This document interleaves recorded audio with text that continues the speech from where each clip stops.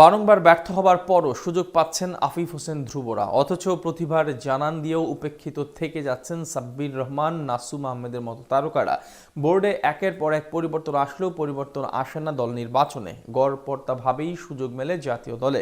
সাব্বির, নাসুমদের দলে নিতে কেন এত অনীহা টিম ম্যানেজমেন্টের, সেটা নিয়ে বিস্তারিত আলোচনা থাকছে প্রতিবেদনে। সাব্বির রহমানের মতো তারকাদের কবে সুযোগ দেবে বিসিবি? জাতীয় দলের তারকা ব্যাটাররা ম্যাচের পর ম্যাচে ব্যর্থ হলেও ঠিকই সুযোগ পাচ্ছেন প্রতি সিরিজেই। অন্যদিকে সাব্বিরের মতো ব্যাটারকে থাকতে হচ্ছে উপেক্ষিত।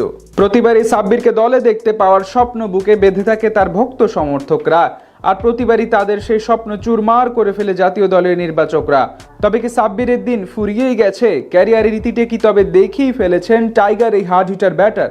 আপাতত সবকিছুই কথা বলছে সাব্বিরের বিপক্ষে। তার পরিবর্তে জাতীয় দলের সার্কিটে আছেন মাহিদুল ইসলাম অঙ্কন কিংবা আফিফ হোসেন ধ্রুবরা। যদিও এখানে প্রশ্ন উঠতেই পারে, জাতীয় দলের কোনো ক্রিকেটার যদি ব্যর্থ হয় তাহলে কি সেখানে সম্ভাবনা আছে সাব্বিরের মতো ক্রিকেটারদের? উত্তরটা আপাতত নেগেটিভ হওয়ার সম্ভাবনাই প্রবল। অথচ এমনটাই কি হওয়া উচিত ছিল? সাব্বিরের মতো প্রতিভাকে এভাবে দিনের পর দিন দলের বাইরে রেখে নিজেদের ক্ষতিটাই বাড়াচ্ছে টাইগার টিম ম্যানেজমেন্ট। কেননা মুশফিক মাহমুদুল্লাহর বিদায়ের পর সাব্বিরই হতে পারতেন মাঝের ওভারে টাইগারদের কাণ্ডারি, কিন্তু সেটা আর হলো কই? এই দুই অভিজ্ঞ ব্যাটারের বিদায়ের পর টাইগার মিডল অর্ডারে যে অভাব সৃষ্টি হয়েছে সেটা কোনোভাবেই পূরণ করতে পারছে না টিম ম্যানেজমেন্ট। কখনো মাহিদুল ইসলাম অঙ্কন, আবার কখনো সুযোগ দেয়া হচ্ছে আফিফ হোসেন ধ্রুবকে।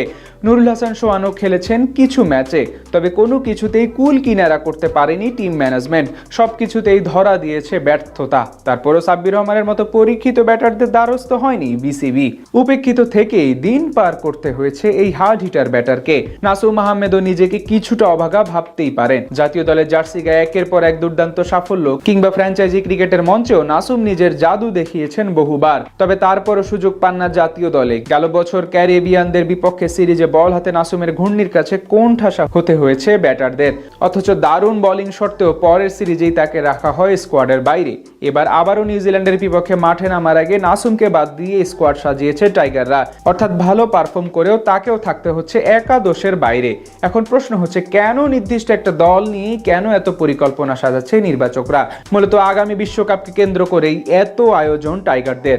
দক্ষিণ আফ্রিকায় খেলতে যাওয়ার আগে নির্দিষ্ট একটি দল বানানোই টাইগারদের মূল পরিকল্পনা। আর এই কারণে স্কোয়াড সাজাতে গিয়ে খুব একটা এক্সপেরিমেন্টের পক্ষে না হাবিবুল বাশার সুমনের নির্বাচক প্যানেল। যার ফলে পাকিস্তানের বিপক্ষে যে স্কোয়াড নিয়ে খেলেছিল লাল সবুজের, সেই একই স্কোয়াড রাখা হয়েছে নিউজিল্যান্ডের জন্য। তাই তো ভালো পারফরমেন্স করেও সাব্বির, নাসুমের মতো তারকারা রয়েছে উপেক্ষিত। তবে যেহেতু বিশ্বকাপের আগে এখনো খেলোয়াড়দের পরখ করার সুযোগ রয়েছে নির্বাচকদের সামনে, তাই এখনো আশায় বুক বেঁধে আছে সাব্বির, নাসুমের ভক্ত সমর্থকেরা।